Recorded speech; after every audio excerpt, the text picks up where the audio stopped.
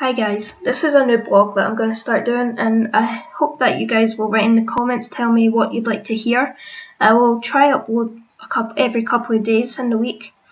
I just wanted to also add that I've tried to look for stories on Reddit that I haven't really heard people reading. I've listened to a lot of these being read out, and the ones I've picked I've never really heard, so I apologise if you have heard them, but I did try and look for ones that aren't that popular. Anyway, thank you and enjoy. Number 5. This happened a couple of months ago. It feels hollow to put a catchy title on whatever happened to me because it freaked me the fuck out for a while, but I think it fits in this community. So I was driving home from work at 2 a.m. I'm a nurse and I live in a small city, so the roads were totally deserted at this time. It was a freezing night. I don't live far away from work, maybe a couple miles or so. So as I was driving down a residential street around a corner from my house, I see a man lying face down in the street. Now remember, I'm a nurse. My first thought was, great, gotta help this guy up. I was coming off a long shift and really just wanted to get home. As I slowed the car down, I suddenly realised what an idiot move this was. I'm a 100-pound woman and I don't carry any weapons.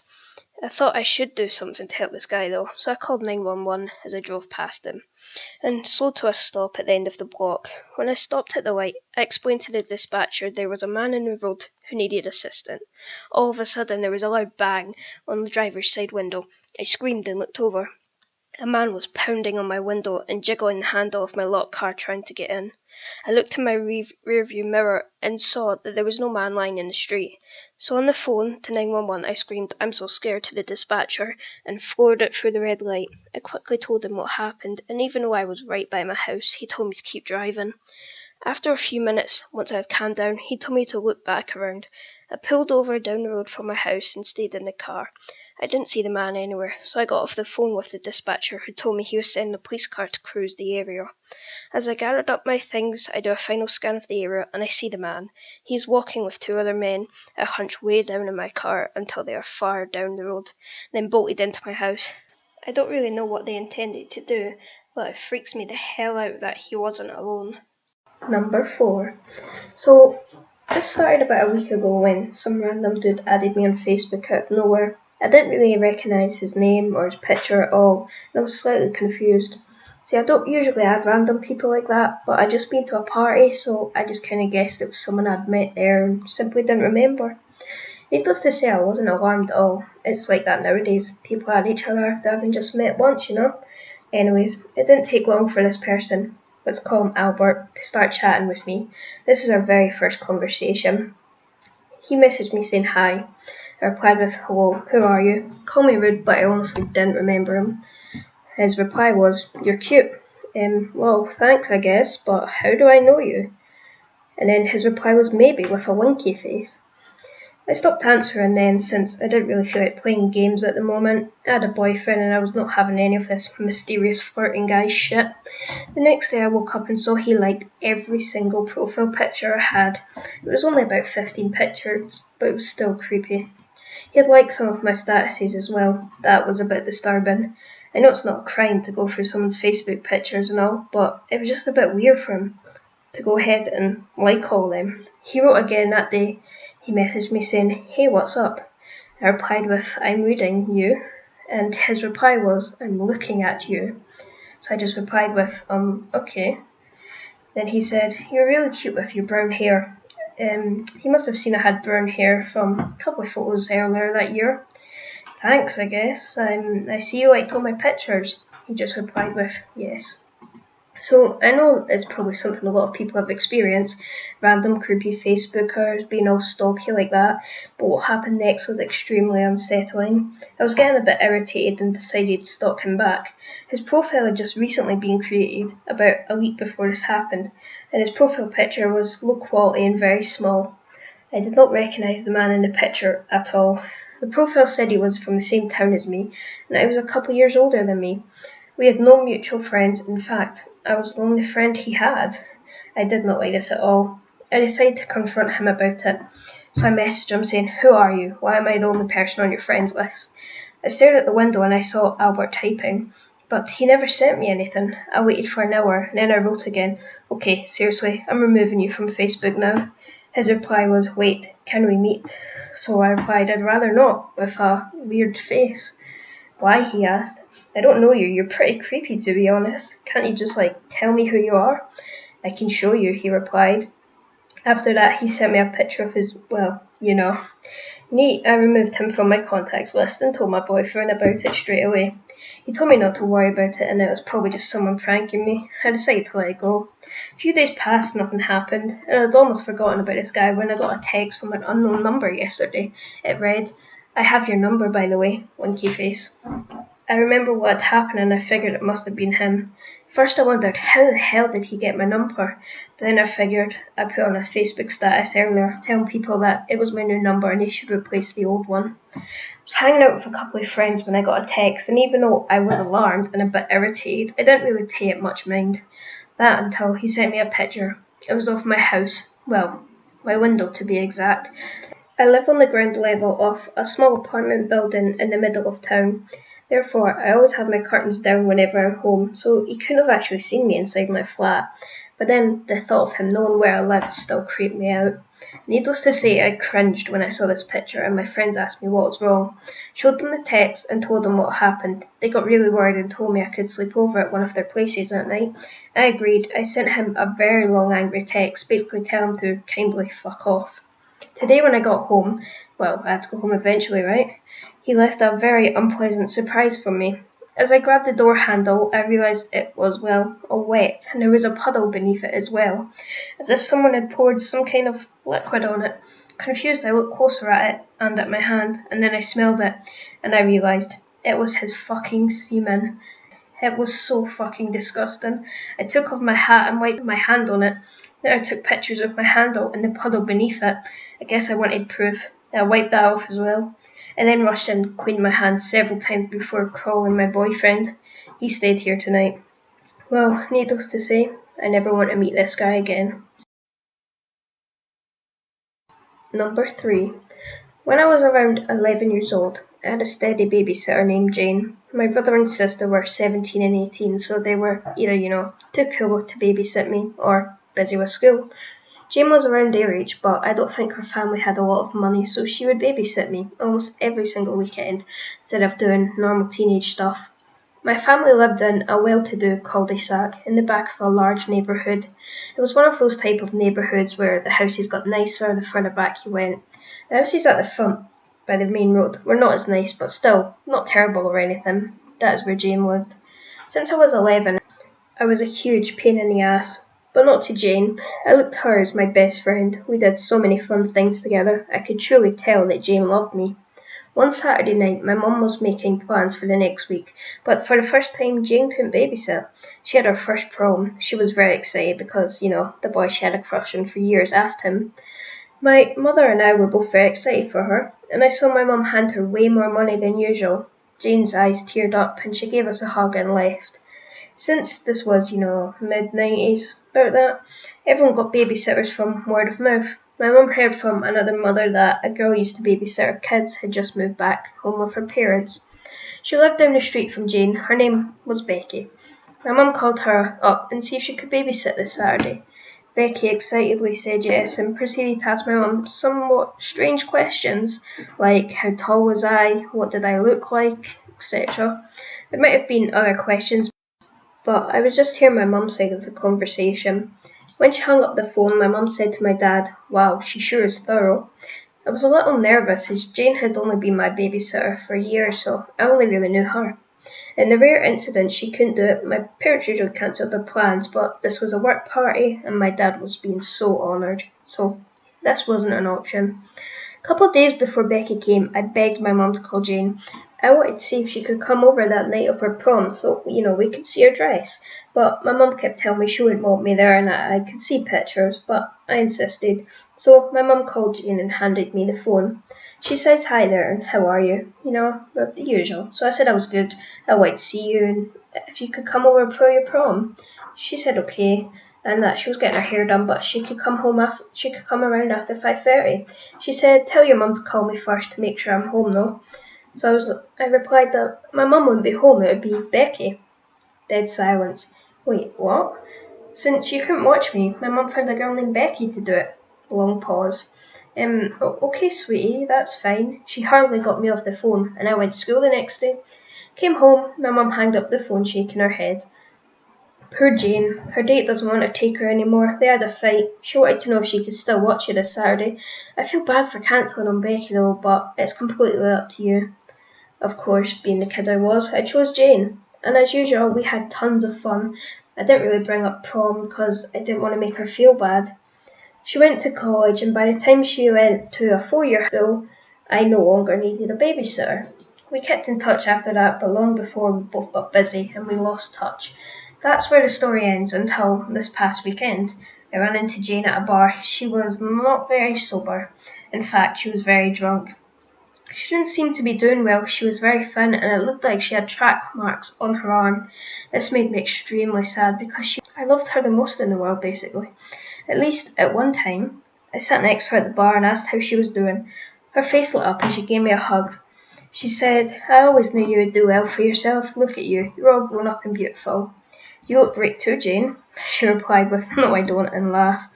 We started talking and drinking. I got the feeling that she was in blackout territory. She was with a group of people that seemed to be her friends, so I wasn't entirely worried for her. But I didn't really want to leave her. I brought up this story about Becky. So I said, remember when that dirtbag stood you up from prom? So we staged our own prom with pictures and everything? That was great. She looked at me through her foggy eyes and smiled a small smile. He didn't stand me up. The replacement babysitter was a sick fuck. When I was little, she beat me, sexually abused me, threatened me, and locked me in the closets. Then she would invite her boyfriends over, who would all do the same things to me. She told me if I ever told anyone, she would kill my family and I would have to live in an orphanage. She took photos of me too. I had repressed it until you said her name that day. Now it's all back, all of it. I should have told someone, but it's too late now. I just, don't want people to treat me differently, but I thought they would look at me differently, and I regret it so much. Who knows what else she'd done. She set her drink down and gave me a hug, and a good to see you, like she hadn't just dropped a major bomb on me. She stumbled out with her boyfriend. Everything came flooding back, the phone conversation with Becky and all the details, Jane's silence when I said Becky's name, how Jane stayed with me every single week until I was old enough to not need a babysitter. Some people might say Jane should have told someone, but she was just a kid. But she was an extraordinary kid. She gave up her prom to save me. She gave up every single weekend after that so nothing would happen to me. She was my guardian angel. Unfortunately, Jane didn't have her own Jane, and it makes me feel horrible. So Becky, let's not meet. If we do, I might just rip your throat out for changing the life of the most extraordinary person I've ever known. Number 2. A week or so before my 10th birthday, I walked to a corner store with a $5 bill and picked up a jar of ragu for my mum. On the way home, a man I've never seen before fell in step with me and began talking. Hi, he said cheerfully. My name is Dr. Ramsey. I'm a paediatrician. Do you know what a paediatrician is? I walked home silently, not replying, and fervently hoping that he would take this as a sign to leave me alone. I guess that didn't really click with him. Are your parents looking for a paediatrician for you? Of course, you're almost a big girl now. You'll be needing another kind of doctor soon, won't you? That's okay though, they can still bring you to me until then. What's your name? You have beautiful hair. I just was on my way to my office. Do you want some suckers? I have some. Do you like them? Thankfully, we were near my house, so I ran forward, up the back steps and through the kitchen door. I didn't know it then, but that was the beginning of a very long and very scary ordeal. It didn't take long after for that Dr. Ramsey to begin showing up. At first it seemed, okay enough, at least for a kid. He would drive by nearly every day, smiling and waving. I told my mum, who said maybe it was his way home from work, but then the phone calls began. My dad called me into the living room and sat me down. He asked about the day Dr. Ramsey followed me home, and if I talked to him. He said I wasn't in trouble, but that I needed to tell him the truth. I told him, and he asked if I was sure. Could I be forgetting something? I told him no again, and he followed, then asked, then how does he know your name? I really don't know. It turns out that that's not all he knew. He knew my sister's name as well. Pretty soon neither my sister or I were allowed to answer the phone. He called several times a day at first. Neither of us knew what he was saying. Then, one night, one of my brothers told us he was telling my parents he was going to hurt me, and later on, my sister. Things got complicated after that. My dad had called the police, but as this was before there were stalking laws, there was not anything they could really do. They told my parents to call back if he tried anything. My dad then called a friend of his from back in the day, who happened to be a cop. For the next month, my dad's friends escorted us to school. Suddenly, life as I knew came screeching to a halt. I couldn't walk to school alone, couldn't play outside, I couldn't even walk to Super America, sort of like a 7-Eleven for you who don't know. When access to me was completely denied, things escalated. It was around this time he began threatening my sister as well. Then one afternoon, my sister, two of my brothers, my mum and I were in the kitchen. One of my brothers saw a glimpse of someone in the garage. They seen him too. Dr. Ramsey came bolting out of the garage. My brothers chased him. They ran all the way to the park, where they lost him in the trees. My parents called the police again, but nothing came to it. The only information they had was that his name was definitely fake. A couple of weeks later, we woke to find our dog hanging from the side porch. She was a gorgeous saddleback German Shepherd, born the same day I was. We were all very devastated. The cops said there was no evidence it was him and ruled it accidental, but how can a dog hang itself? His phone calls became more informative in the meantime. He would talk about who was home and who wasn't. If my brother would say my dad was home, he would tell him who really was in the house. He also would talk about the house itself, about the windows in the kitchen he could easily open with a knife from the outside, even when it was locked, and about the French doors that connected the living room to the side porch and how the lock could be broke if you just jiggled it right. That night my dad put in some carpenter nails at the bottom of the French doors until he could get a new lock ordered. My parents had to get to a company event for my dad's work. My older brothers were at St. West roller skate rink. My sister was on the phone with her best friend. My little brother was asleep on the floor. I was watching Devil on the midnight special with Wolfman Jack. It was very late. Suddenly the top of the French door swung inwards, and in the few milliseconds before the nails in the bottom caused them to snap back, I could see his silhouette. My sister whipped the phone at the television, and we ran up the stairs. About halfway we realised our little brother was asleep on the living room floor. As quietly as we could, we slipped back down the stairs to get him. We all went into our bedroom and didn't turn on the lights. This way we could see outside. We watched out the window for a while, and when we didn't find him, we crept down the hallway to our brother's room to look. We looked down and could see someone standing at the back door. He knocked loudly. "What do you want?" my sister asked out the window. He stepped back and said, "Is this the Mercy residence? I have a pizza for delivery. Could you come to the door?" She scoffed at him, declaring she was not stupid. She could see he didn't have a pizza and she was calling the cops. He then left. A short while later, my brothers returned home. We told them what happened and they walked around the yard waiting for him. They came back in and things settled down. By now we'd pretty much given up calling the cops because it never helped. So when we went back in, each of us, except my younger brothers, still asleep, carried a knife from the kitchen just in case. Eventually one of my brothers went into the kitchen to get a bowl of cereal as a snack. Do you know that sensation you get when you feel someone is watching you? Yeah, he had that. He kept looking around the kitchen, through the doorway into the dining room, at the windows. He didn't see anything, but he could still feel eyes on him, so he went closer to the door to see. The kitchen lights were reflected on the window of the door, so he still couldn't see. He stepped closer and closer until he was right at the door. He then cupped his hands on either side so he could see through. Then on the other side of the window pane was Dr. Ramsey, smiling back at him. He turned to yell for my older brothers, and when he looked back again, he was gone. They went out again to look for him, but they didn't see him.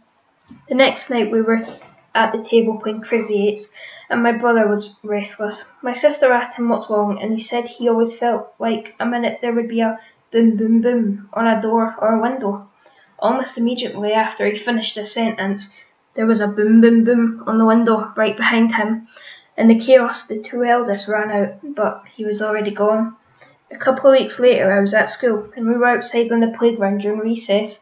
I was swinging upside down when I saw the now familiar blue Ford cruising by, moving slowly. There he was, smiling and waving. He called my name, and I ran to the teacher and told her. The school had been told all about him, and she took me inside right away and called my mum. The same day, my mum had gotten a call from school office asking her to verify that my dad was picking me up, as he'd called to say he was on his way. He wasn't. Not long after that, I woke up one night, Thursday. I went down to the kitchen for a drink, and there, sitting alone in the dark, was my dad. On the table, a gun. He was tired of the police waiting until Dr. Ramsay tried something. He was tired of chickening. He was tired of being afraid every time he left for work that something would happen to us while we were gone. I sat with him for a time, watching, before he sent me back to bed. These events and many more took place over a period of around 8 months. Then, as suddenly as it began, it was over. He had vanished from our lives. The phone calls, the drive-bys, everything. It was gone. For a long time, during and after Dr. Ramsay days, I would have recruiting nightmares in which I would wake up to find him standing over me as I slept. It took a long time before I felt like a kid again. I found out years later that he was calling Dr. Ramsay would tell my parents and that he was going to rape and kill me and later my sister, and that there was nothing they could do about it. I don't know what happened to him. I don't know what made him disappear. I don't know if he was in a car wreck, locked in prison, in a coma, but sometimes I wonder if I waited with my dad, what would happen? Number 1. This is a tale about a friend I used to have years ago. Her name was Sarah. I met her in the 7th grade. Back then she was a normal preteen girl, much like myself. We were best friends. We lost touch about our 8th grade graduation because we went separate high schools, public for her and private for me. It wasn't until I moved back into my mother's house at the age of 19, pregnant and depressed from all my failed relationships with both my father and ex. Then I started talking to her again. We picked right back up where we left off and we quickly rebuilt our friendships back to best friend status. She even agreed to be my son's grandmother. Now I wanted to take a moment and tell you a bit about Sarah and myself. We were the same age, our birthdays roughly 2 weeks apart from each other. She was the oldest of 3 girls. We both appeared to look similar, almost. Both fairly pale in skin, glasses, same height. She was a few inches taller, but nothing really to brag about. Same weight. Her hair colour was more blonde compared to my brunetteness, and she had blue eyes when I had brown eyes. So back to the story. This takes place a few months after I have given birth. Nothing major had happened between me and her yet, except she was a little bossy. But I just brushed it off as her being the eldest sibling. Nothing I couldn't handle. The only thing that I found weird was she would freak out if I didn't answer her texts back right away, even if I was at work and couldn't without fear of losing my job. Well, I tried to brush that off as her worrying about me. I started dating a new guy called Josh. Sarah was actually the one who introduced us. She was great friends with him, and her boyfriend Rob was good friends with him too. Naturally, I started spending a little more time with Josh, but still spent a lot of my time with Sarah. She didn't take it very well, and tried causing problems for me and Josh. After having a sit down with her, telling her I wasn't giving up on our friendship, but neither was I going to push a guy away that I really liked, she seemed to have gotten the message and backed off. Shit hit the fan shortly after Josh and I moved into an apartment together. Sarah demanded to spend more time with me while Josh was at work. I had really no problem with it, but her bossiness started to reach unbearable levels. She didn't ask to stay for dinner, simply said she was staying. And if I asked her to leave for the night, she didn't. She would stay on the couch. It got to the point where she started tagging along on our dates, so we simply started not going out. I tried talking to her, but she kept saying if I was a real friend, I wouldn't mind her being there all the time. Well, we managed to get one free weekend without Sarah. She had gone to some water park with her family, so Josh and I spent as much needed alone time that we could. However, because of the strain Sarah caused us, we had a hard time enjoying each other.